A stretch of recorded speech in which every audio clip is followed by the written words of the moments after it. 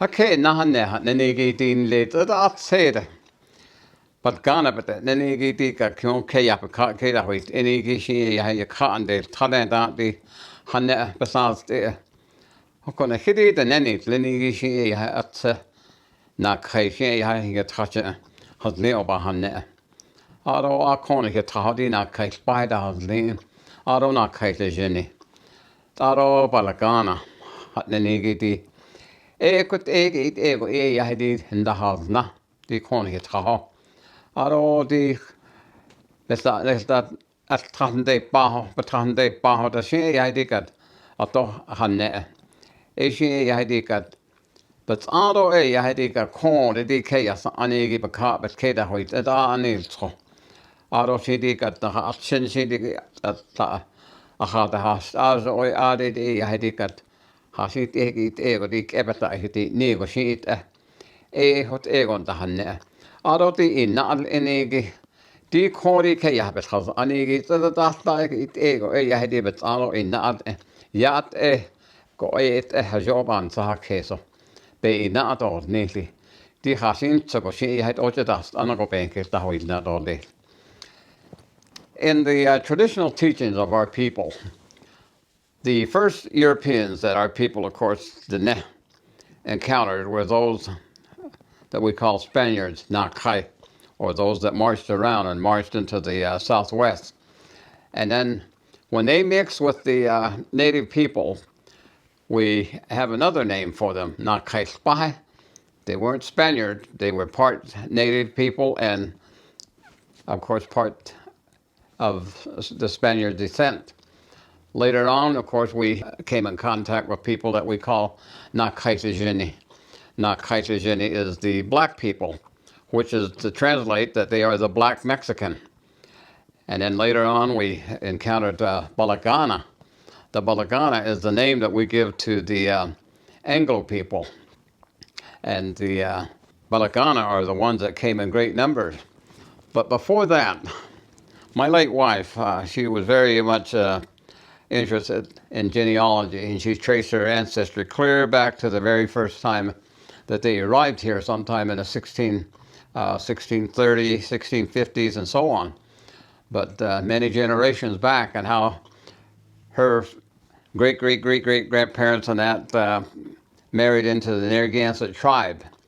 And so she has ancestries among the Narragansett people. But a lot of times people don't realize that a large percentage of the people that are living here in the United States of America are descendant in some way of Native American people. I was trying to imagine putting a number on it one time, and I would say as much as 80% of the people in the United States of America have some connection with being related to the Native American people. And this is the country, the United States, and all of the world that is like that. No other place. But here's the other thing that so many people don't realize, is that here in the United States of America, we have what we refer to as the American dream. And that is attractive to people all over the world, where they can come to a place where they can have their own dream of having a business, having property, they can feed their family and help other people. This was something that was not available to people prior to 1492. And it was that back then everybody worked for the king or some form of royalty, and they were basically just slaves. They didn't own anything. And they were just serfs, where they had a piece of property, or peasants, where they had assigned lands to them, and they would work it, and they would give whatever they harvested or whatever they made from whatever they did. A good portion of it went to the kingdom, or the king, or the monarch. But when they came here to this land called America, specifically the United States of America, the first ones we have reference to and have knowledge of course, is the Puritans and the Pilgrims, and those people seeking religious freedom. what got them here was they were financed by various government or kings and magistrate of some kind, and they were supposed to come to this country and then work and repay the financing and that was necessary for them to get be brought to this continent. But all of the stories, everybody knows how they were starving and dying by the hundreds, and none of them could survive.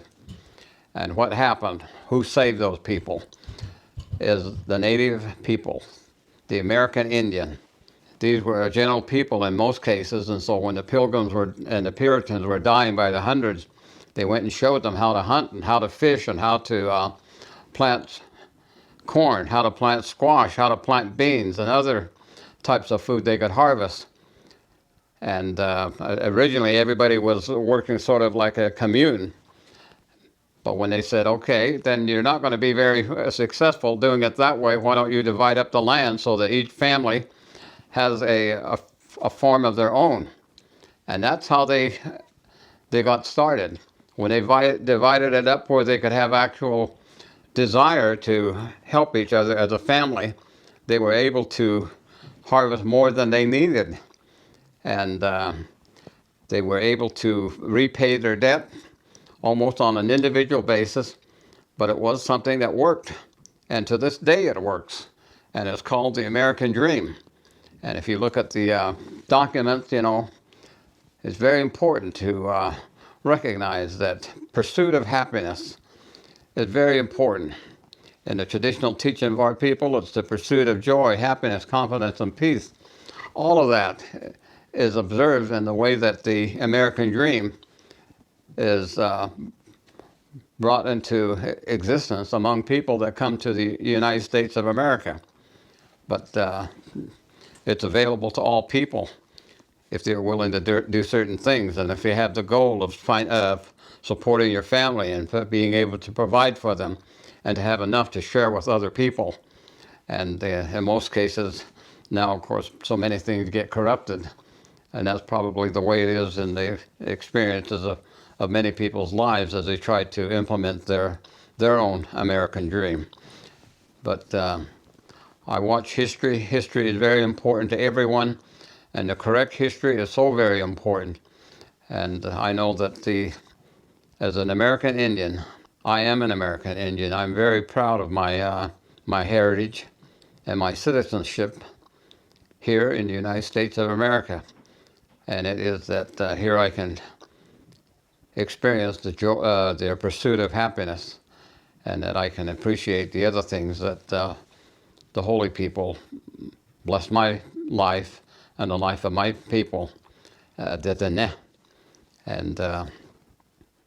I'm grateful for that during this particular season, the harvest season.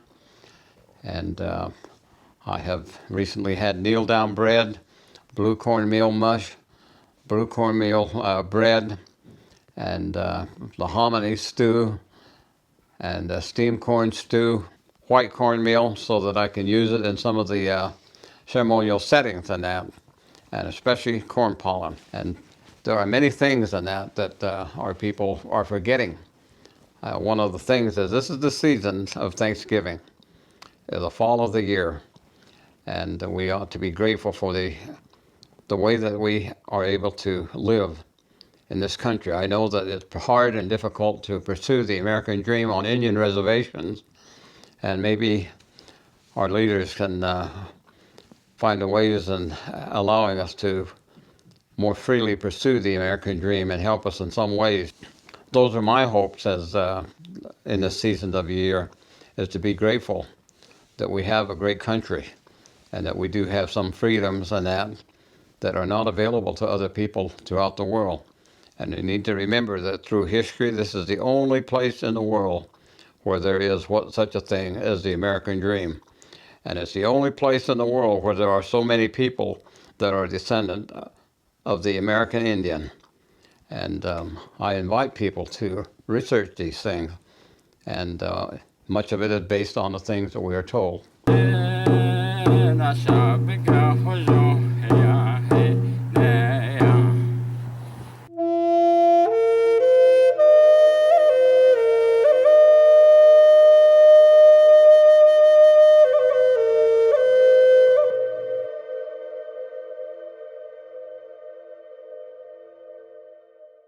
Hey, thanks for watching our videos.